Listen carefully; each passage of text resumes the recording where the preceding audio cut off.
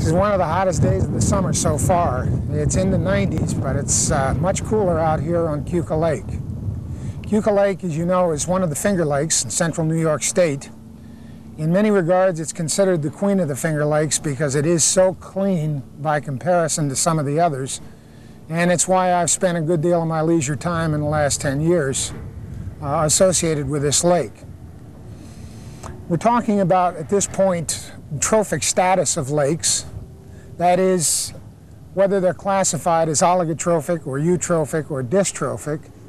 And we chose Keuka as our lecture for eutrophic because Keuka is unusual in this regard. In terms of trophic status, parts of it are much more oligotrophic. There are parts that are very deep, very clear, cold, but they still have a relatively significant nutrient concentration. And that high nutrient concentration is why they're not truly oligotrophic. Oligotrophic we think of as being sterile, and Keuka and some of the other Finger Lakes certainly aren't sterile lakes, as we'll talk about in a few moments. But it has that limited littoral area in the deep water that is so characteristic of an oligotrophic lake. Now, the end of the lake that we're on today, which is the north end, is the only real shallow part of the lake. Behind me, water rarely gets more than 15 or 20 feet deep across the entire lake. And because of this shallowness, it starts taking on more of the characteristics of a eutrophic lake, or probably a mesotrophic lake. Now, mesotrophic is intermediate in enrichment between oligotrophic, very sterile, and eutrophic, very rich. So basically what we'll be discussing in this portion of the lecture is the mesotrophic to eutrophic status of lakes and characteristics of those types of lakes. First and foremost, they tend to be shallow. That is to say that there is a broad littoral area or shoreline zone that extends well out into the lake, and there is relatively little deep water areas. Because of the limited amount of deep water, most of the lake is in what we refer to as the trophogenic zone. That is to say, most of the water in this type of shallow meso or eutrophic habitat, most of the water is in the photosynthetic zone. That is where photosynthesis dominates over respiration. Contrary to an oligotrophic lake, there is very little tropholytic zone. That is water where respiration dominates over photosynthesis. Second major type of characteristic associated with eutrophic lakes, they tend to be much warmer lakes. That is because since most of the water is heated by the sun's radiation, they tend to be much warmer. And in fact, on Keuka, in the shallow water end behind us, it is much warmer than it is further down lake where it is considerably deeper. In terms of nutrient concentrations, if it has a moderate amount of nutrients, it tends to be mesotrophic. If it has a very high amount of nutrients, that is a lot of nitrates, phosphates, typical of many of the small lakes in the Northeast, it is eutrophic. In either case, there's a considerable amount of plant production. And we'll get to the plants in a moment when we get to the biotic characteristics of the lakes. Something that's very important in this day of acid precipitation, both the mesotrophic and eutrophic lakes are characterized by having a high buffering capacity. That is to say, there's a lot of carbonates and bicarbonates that have the ability to tie up that acid precipitation that's falling throughout the Northeast at an alarming rate. Oligotrophic lakes don't have that buffering capacity, but the meso and eutrophic lakes do. Keuka Lake, for example, has a pH of around 8.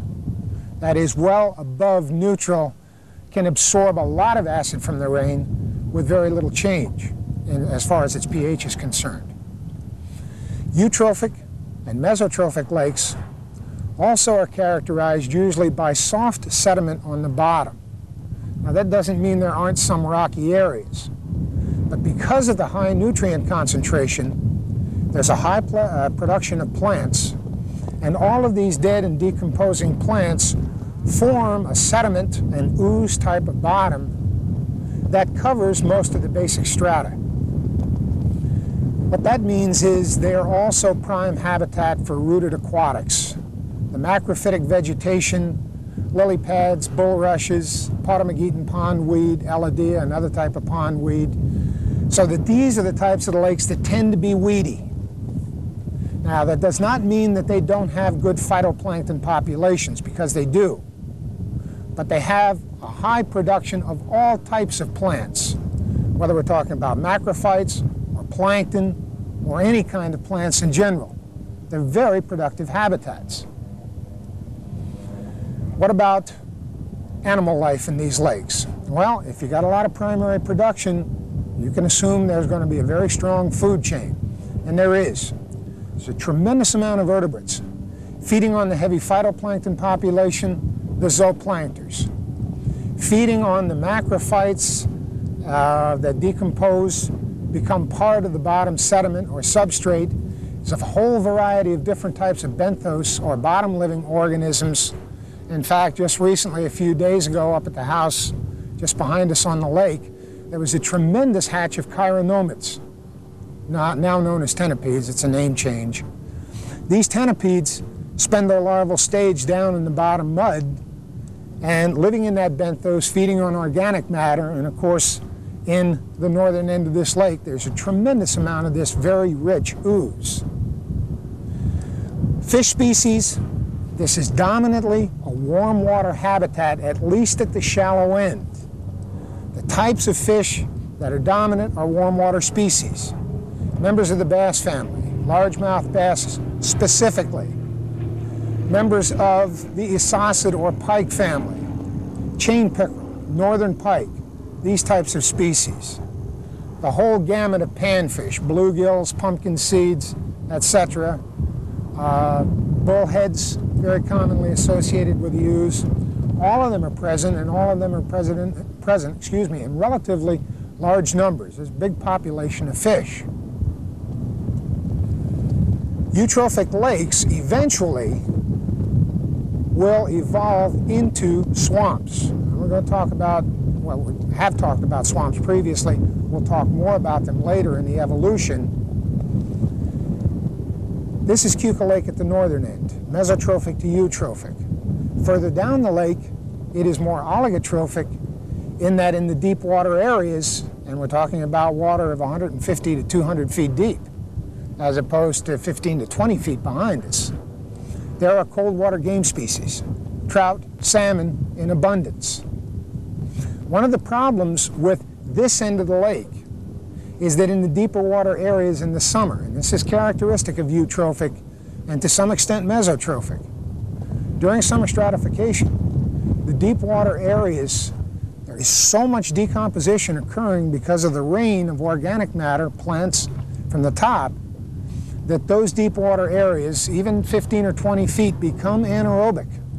In other words, so much oxygen is removed on the bottom, decomposing this material, that it removes the oxygen during the summer period, so the cold water species could not exist in this eutrophic type of status. Further down the lake, without all this tremendous plant production, there's phytoplankton, yes, but not all of the rooted macrophytic, the higher aquatics that we talked about, rooted in the ooze. There's very little accumulation of organic matter on the bottom, so that the cold water species, the trout and salmon, can exist all year round, through the summer included, because ample oxygen is present.